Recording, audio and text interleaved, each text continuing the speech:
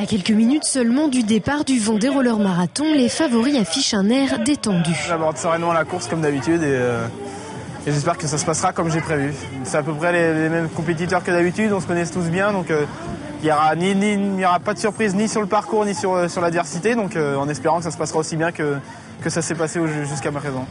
Le parcours est le même depuis 3 ans, une boucle de 10 km que les coureurs vont effectuer 4 fois. Un circuit qui peut paraître simple au premier abord, mais qui cache en réalité de vraies difficultés.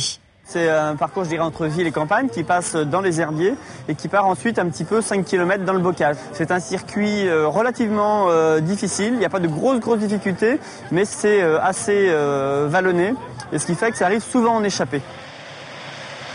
Le marathon homme voit très vite un groupe de tête imposer son rythme. Une vingtaine de coureurs restent soudés dans les premiers kilomètres.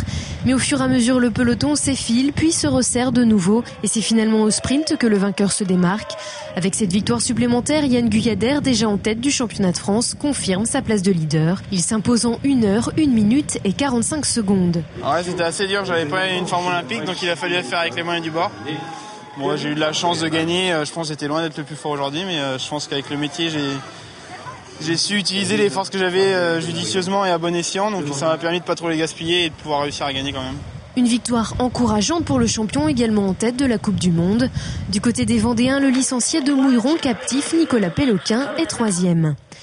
Chez les filles, au terme d'une course difficile, c'est aussi au sprint que la différence s'est faite. Je savais que je pouvais pas faire la faute de commencer trop tôt parce que je l'ai fait l'année passée.